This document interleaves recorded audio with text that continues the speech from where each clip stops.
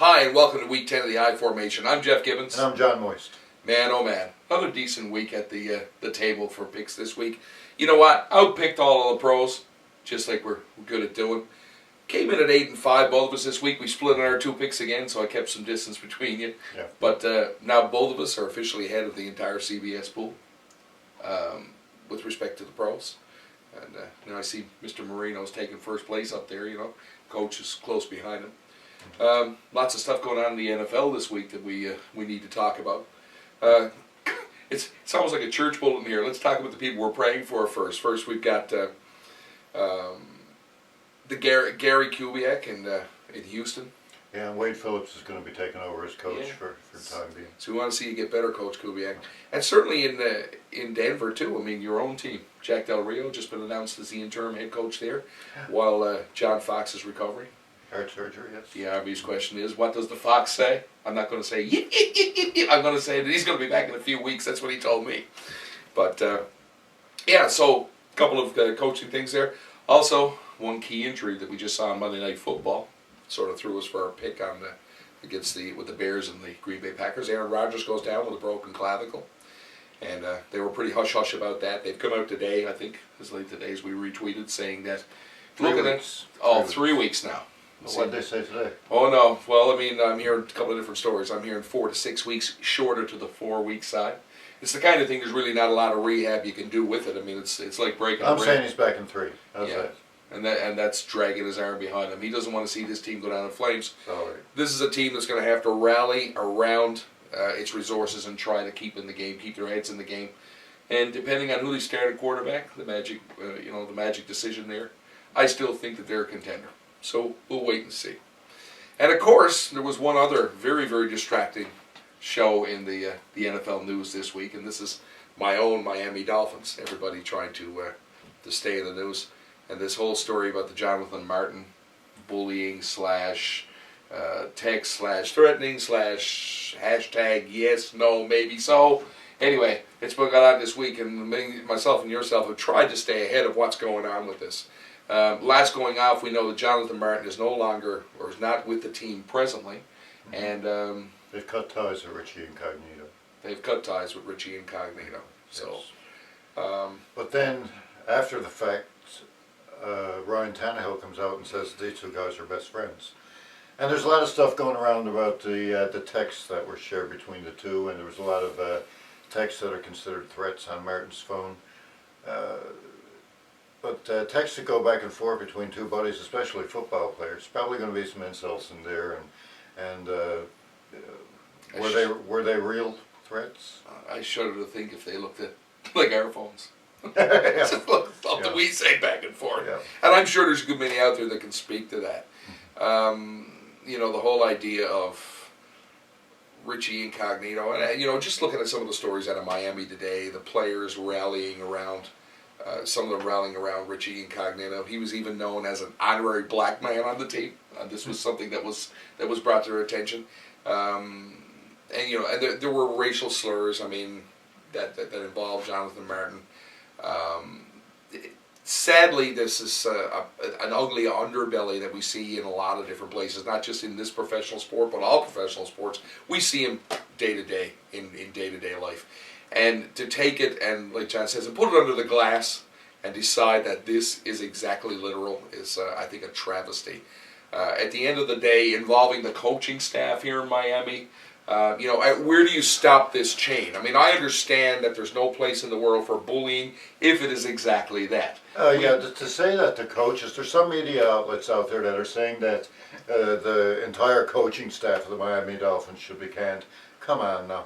I mean, yes, the word is that they said to Incognito that they wanted him to toughen Martin up because, of course, Incognito being a veteran and Martin being a rookie, they're going to go toughen him up. I'm sure they meant go be his big brother, get him to come to practices and stuff like this. They had no idea that he was going to go out and threaten the man's family or use racial slurs against him. They didn't know this. Well, if Philbin had told Incognito to raise $1,000 for charity and he went and robbed a bank, will we hold the Miami coaching staff accountable for that? I mean, really? Yeah. I mean, at what point are we responsible for the actions of another person? Mm-hmm. If it's taken out of context, if that's truly what happened, and again, all this is still allegedly part of what happened, but you know, there's a couple of different lines emerging here. I mean, there's an alliance, there's a team alliance here. Players, that you know, the river runs pretty deep, and it seems like players are taking sides, and it seems at this point, preliminarily, that more are taking Incognito side, or said, you know what, hey, we all like this guy. So, what that says, does that say they didn't like Jonathan Martin? Probably not, but there were stories coming out there about, you know, missing practices. You're going to pick and you're going to paint these people the way you want to paint them. And the media is going to take that and they're going to run with it. So before this happens, I just want to say that it's unfortunate that it happened to this individual or these individuals here. Could it happen on another team? Absolutely, at some other point. Does it happen on all teams? I'm not going to make that statement. But you know, I don't think that this is a single one-off situation that happens on the league. How did the player react? Incognito's comments and his, you know, his slurs. Do we condone that? Absolutely not. No. Categorically, we stand away from that. But taking things out of, I guess, perspective, or taking them out of context is definitely a very, very dangerous thing. But you know, it's brought me to realize that, you know what, me and you have a very special bond, and I just wanted to say tonight that. I wanted to make you an honorary black man as well, because I thought that this was a very, very good time to say, brother, you know, we have a very, very high level of respect for each other, and I think that, you know, just sort of, everyone's got to feel the love out there for the I formation. So, you know, anyway, stick around, folks. We're going to come back with this week's picks.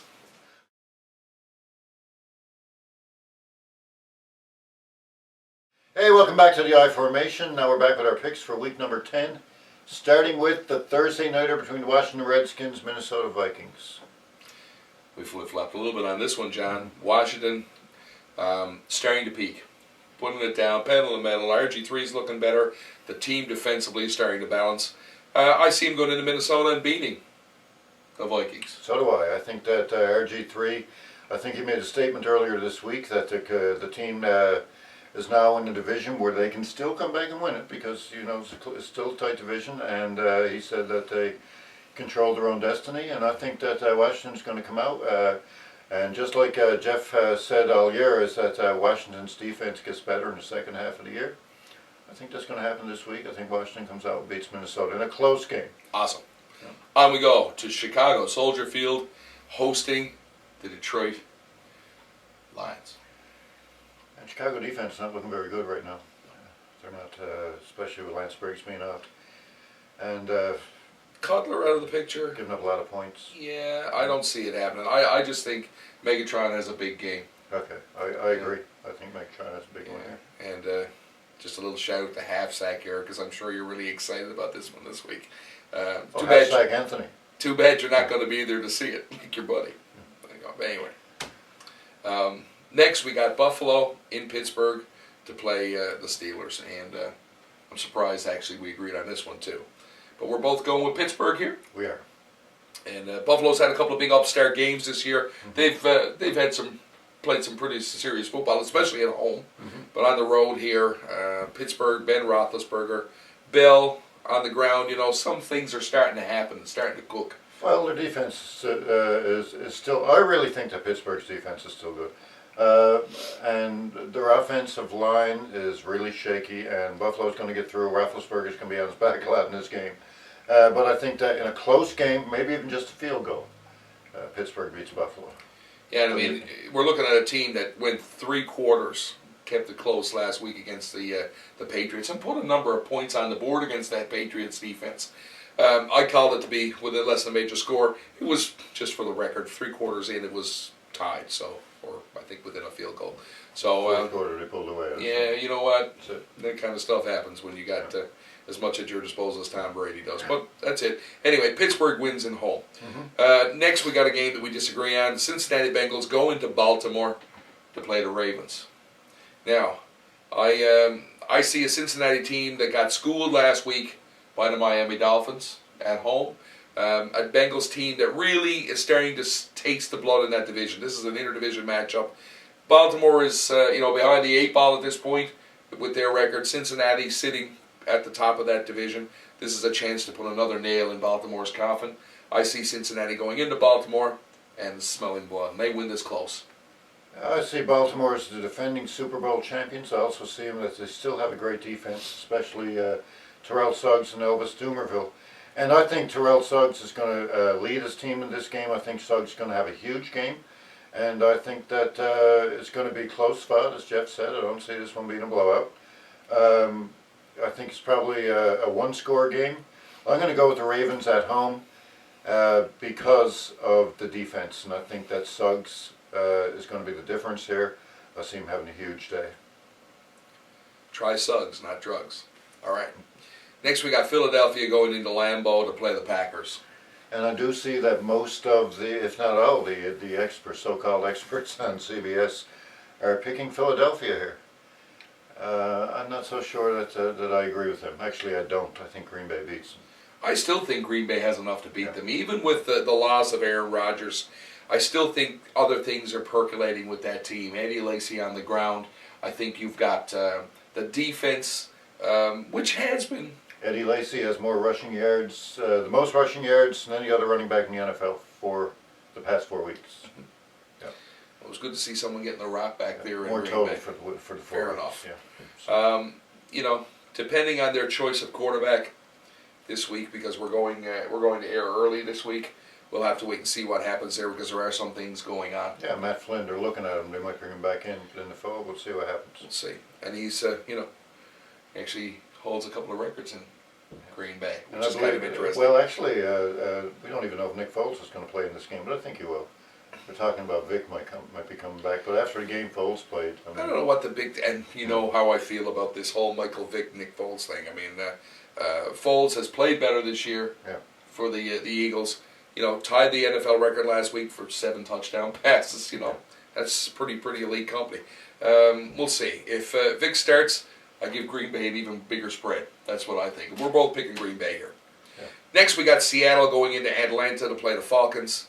If you'd said this a year ago, Matt Ryan in the Dome, we probably would have had a different picture on this, but the limping, gimping Atlanta Falcons. A lot of injury trouble there, you know, and it's too bad.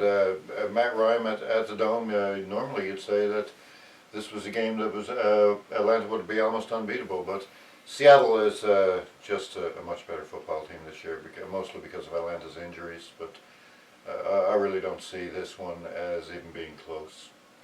Look for Richard Sherman to eat Matt Ryan alive this week. Okay. I'm picking Sherman this week to have a huge defensive game. Okay. All right. St. Louis in Indianapolis to play the Colts. Got to go with the Colts in this one. St. Louis Rams, great team at home, not so great on the roads like Jekyll and Hyde. But I think that the Colts have a better football team anyway. They don't hardly create any turnovers. Andrew Luck's having a great year, and at home. I mean, he's the real deal, isn't he? Yes, Lucas Oil he is. and the little luck. You got to bring him in. Look what he did in Houston last week. The second half disintegrated that Houston defense and got the job done. How big are you taking this on the spread? I'm thinking this is at least 10 points. I'm thinking more. I think Indy's going to smoke them. If you got them, smoke them. All right. Jacksonville going into Tennessee, and I just want to say, in their bye week this week, Justin Blackmon, the receiver, suspended for the rest of the year for, breaking the rules for the NFL's substance abuse policy. And based on them losing Blackmon this week, I'm picking Jacksonville to lose to Tennessee at home. Based on only that. No, but that's just another great football reason. Blackmon was the lone bright spot in that offense in Jacksonville, and the only defensive player they got is Plesney. So he was flying high, but for all the wrong reasons. I got a strange feeling that this one might be closer than people think, but I will pick Tennessee. Divisional. I think I got a funny feeling that Tennessee's going to run the ball down Jacksonville's throat. I think look for the running game to be big there this week. Oakland next, going into to play the Giants at home. I like the Giants. I like the Giants too. Yeah. I can see that. It's time for Eli Manning in the second half after his bye week to turn it around. I'd be more concerned about the Oakland Raiders if McFadden was healthy. He tweaked that hamstring again last week and left in last week's game. Giants defense has been playing better as of late too, and now they're coming off a bye week. And enter Andre Brown this week. Andre Brown's playing this Yeah, week. that's right. So getting the ball on the ground is going to make more options for Eli Manning. This is a team poised to start to have a good second half. Whether it's enough, I don't know. Andre Brown gets at least 2 touchdowns in this one. That's well, I hope so, because I just drafted him in 2 leagues. So There you yeah, go. we're going to wait and see how that goes. Okay, the Giants. Next, we got Carolina going into San Francisco to play the 49ers. And I've been talking about the Carolina Panthers all year. They're 5-3 now. They're poised to try to make a playoff run. And they've won 4 in a row. But the 4 teams that they've beaten have a combined win total of 6. So, albeit they've beaten them pretty badly, they've blown them out. But now going into San Francisco on a 5-game winning streak, coming off a bye. I believe San Francisco is the best team in the NFC. And I think that San Francisco is going to win this one. It won't be a blowout. I see, maybe by a touchdown. I think this is going to be the game of the week. I got to be honest with you.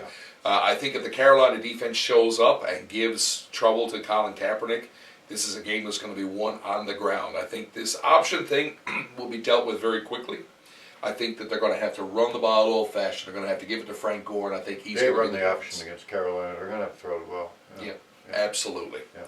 Carolina's second-ranked rush defense. Watch for that one this week. Gold Star pick of the week. It's going to be a good show. Yeah. Next, we got the Houston Texans limping into Arizona to play the Cardinals. Now, we don't agree on this one either. Tell me your take first. I just think that the Houston Texans have a better football team than Arizona. Last week they had some trouble with Indy coming back and beating them, but Houston is still the #1 ranked pass defense in the NFL. And Arizona has Carson Palmer throwing the ball, so they're going to try to throw it a bit to Fitz and stuff. But I think that Houston shuts them down. I think that gets in Palmer's face. I see a few sacks happening here. And Arizona, I know, are strong at home.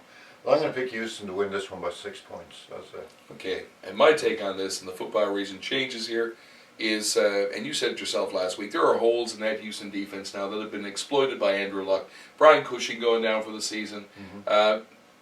Watt can only be in so many places, and I think, yes, great. He's great at pass rushing and stuff like that, but I mean, getting the ball out there, I mean, once they can try to establish something on the ground here, maybe Mendenhall gets to pounds the rock a little bit in the first half. I think they're going to stretch the field and they're going to get the ball to Fitzgerald. I think it's going to happen. I don't think Houston has enough coverage now in that secondary to stop the big play.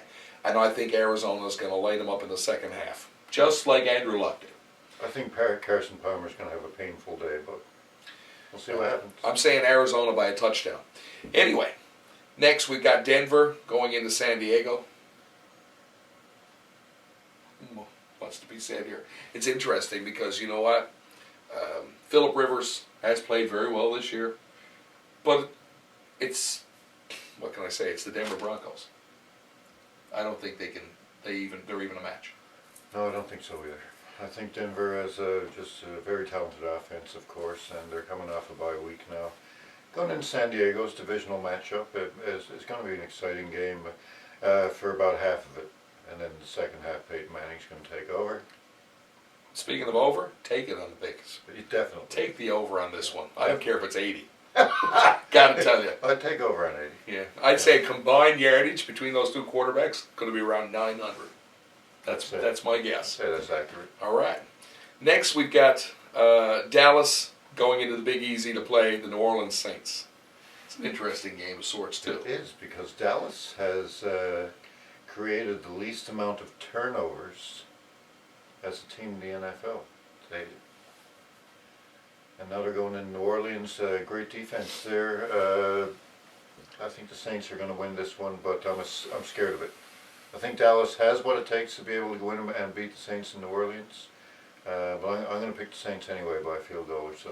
I just given it the whole New Orleans factor. I think they got humbled last week by a team that played very well defensively against them. I mean, Drew Brees, what did he throw for 400 yards? But he threw 2 interceptions. And like you always say, John, turnovers decide games. 85% of the time, if you turn the ball over more than the other team, you lose that football game.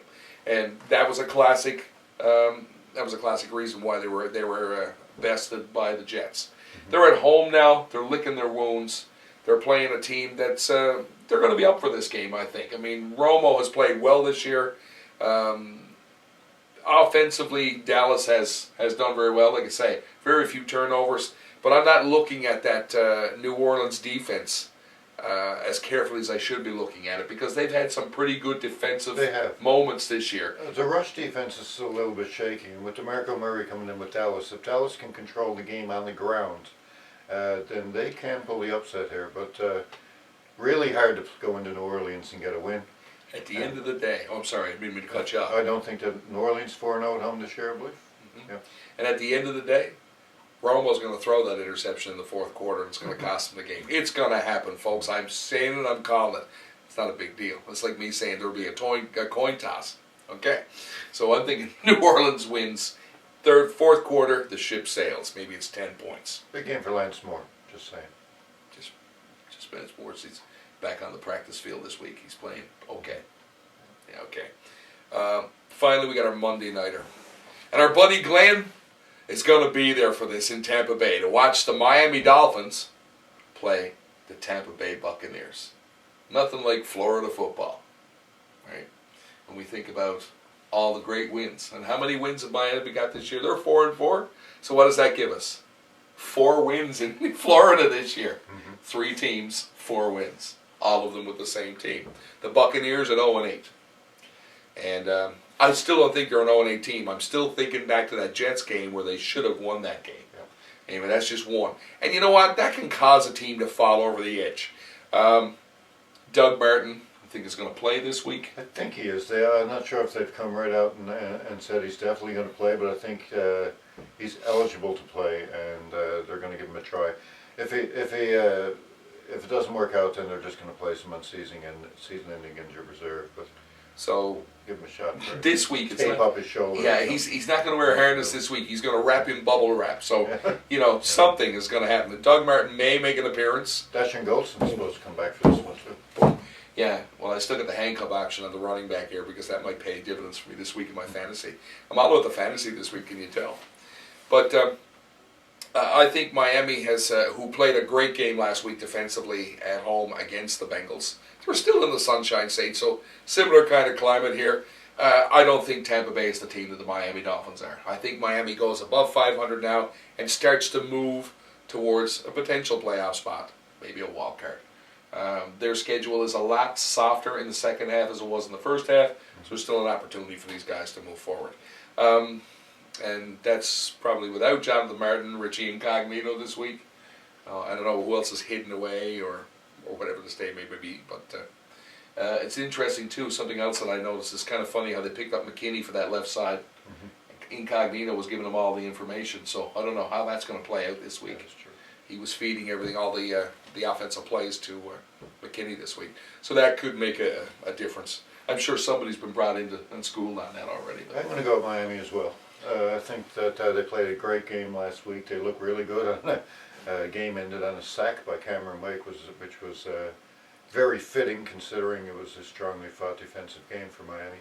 And Miami, I think Tampa Bay has a good defense. I really do. Even at 0-8, I think they're a strong defensive team. They just have no offense. And Miami, with Tannehill, with Wallace, with Miller on the ground, these guys, they have more offense than what Tampa Bay does, and they have maybe a little bit more defense as well. I see this as a very low-scoring game, very low-scoring, and decided by probably a field goal. Definitely take the under. It scares the hell out of me when I think about their field goal kicker this year, the rookie that's kicking the ball for them. But you're right, Cameron Wake now healthy. That's huge. Dimitri Patterson playing again. That's huge. As a corner, he's really stepped it up. And he's played 4 games this year. He's been injured. He's got the injury bug. He's got 17 sacks, 4 interceptions. Oh, not sacks, tackles. Or tackles, I mean, you're right. Yeah. Yes, 17 tackles, 4 interceptions. In 4 games. In 4 games. Pretty impressive. Yes. Yeah, so, well, we'll just wait and see how that goes. Yeah. Anyway, enjoy the game. Hold our I formation sign up at the in the end zone, because he is in the end zone, so we'll be watching for that, man. Anyway, that's the games this week. Stick around. We're going to come back with our final thoughts, and we're going to tell you our teams, our players of the week.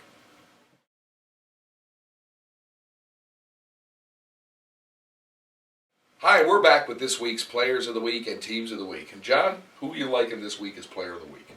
I like Terrell Suggs, defensive player. Baltimore Ravens think he has a huge game against Cincinnati. He's going to be a big reason why that Baltimore defense comes up with a big game at home this week and beats the Bengals, much to the chagrin of all the other experts who seem to be stuck with Cincy, including this one here. At least he got the name right. Okay, it's kind of funny. 2 defensive players this week. I'm picking Richard Sherman, as I mentioned earlier. Seattle Seahawks have a huge game against the Atlanta Falcons this week. I think he's going to, with the absence of Julio Jones, the ball is going to be forced outside. I mean, he's got to try to throw the ball to receivers. I think Sherman, who's one of the best in the game right now at reading offenses, he's right up there. I think that he's going to dissect that defense. How about teams? This week I'm going to go out on a limb. Of course, one of the teams that I picked over yours. I'm going to go with the Arizona Cardinals this week to have a huge game defensively against the Houston Texans. I just think they're going to put this whole package together and they're going to beat them at home. I'm going to stick with Terrell Suggs, and I'm going to pick the Baltimore Ravens at home to have a big game and in a mini upset beat Cincinnati. Ray Lewis would be very proud of you. Awesome, man. Yes, sir. He toughened you up, it looks like. He was working really hard at that this week. Speaking of toughening up, we're going to have the update you next week on the story with Richie Incognito, like sands through the hourglass. Yeah. Oh, man, I can't believe you just talked about a soap opera. And the only reason I... Well, that's what it is, soap opera. Yeah, that's true. It's too bad. Let's put the foot back in football, shall we? And let's get back to what we're good at. Really. Folks, it's been a slice. Come back and see us. Remember about our to follow us on Twitter.